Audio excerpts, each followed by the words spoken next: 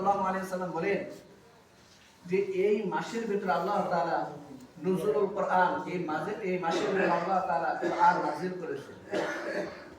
সে পরিপ্রেক্ষিতে এই আল্লাহ তাআলা এই মাসটিকে উত্তম বানিয়ে দিয়েছেন।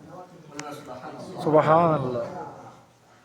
তদ্রূপভাবে এই কোরআন নাযিল হয়েছে যে যে জায়গায়, যে যে স্থানে, সমগ্র পৃথিবীর ভিতরে দেখেন অনেক বড় বড় অট্টালিকা আছে, অনেক বড় বড় শহর আছে, কিন্তু সেটিকে মুবারক শহর বলা হয় না, সেটিকে বরকতপূর্ণ শহর বলা হয় না। কেবলমাত্র দুটি শহরকে আল্লাহ তাআলা বরকতময় শহর বানিয়ে দিয়েছেন, সম্মানিত শহর বানিয়ে দিয়েছেন।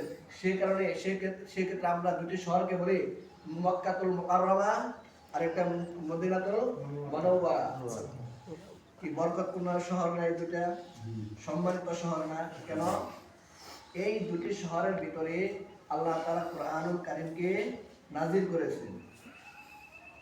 তাহলে বোঝা গেল এই পৃথিবীর ভিতরে সমগ্র শহরের থেকে দুটি শহর উত্তম, সম্মানিত।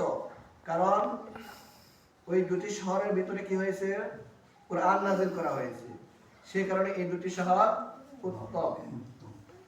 এখন আসে, যে ব্যক্তি এই কোরআন, যার সাথে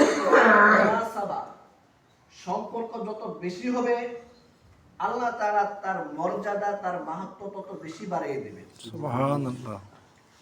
এই কোরআনকে যে স্থানে বেশি বেশি রাখা হবে, সে স্থানকে আল্লাহ তাআলা মর্যাদা বানিয়ে দেবেন। এই কোরআন যে কাপড় দিয়ে পেঁচানো হবে, সে কাপড়কে আল্লাহ তাআলা কি করবেন? মর্যাদা বানিয়ে দেবেন। আমরা যে গেলাফ দিয়ে কোরআনকে পেঁচাই, সে কাপড় আর অন্যান্য কাপড়ের কি এক সমান মর্যাদা করি? যে না। হ্যাঁ, যে কাপড় দ্বারা কোরআনকে পেঁচানো হয়, সেই কাপড় যেন আমরা পায়ের সাথে না লাগে, চেষ্টা করি। সেই কাপড় যেন কি করে মাটির সাথে না পড়ে, ধুলাবালু যেন না লাগে, আমরা চেষ্টা করি না? সম্মান করি। এই কাপড়, এই কোরআন যে স্থানে রাখা হয়, রেহাল, এই রেহাল যেন পায়ের সাথে না লাগে, এই রেহাল যেন মানে খারাপ জায়গায় না রাখা হয়, নাপাকি জায়গায় না রাখা হয়, তাগের উপরে রাখি। অর্থাৎ কাঠ তো দুনিয়ার ভিতরে সমস্ত কাঠ তো এক, কিন্তু অন্য অন্য কাঠের সাথে তো এরকম আচরণ করি না। তো করি না কি জন্য? এই কাঠের সাথে, এই রেহালের সাথে আচরণ করি কেবলমাত্র কিসের জন্য? কোরআন শরীফের জন্য। কোরআনের সাথে কি হয়েছে? সম্পর্ক হয়েছে বিদায় আমরা এটা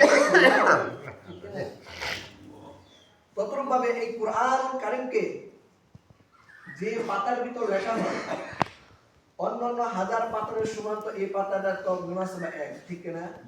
কিন্তু অন্যান্য পাতা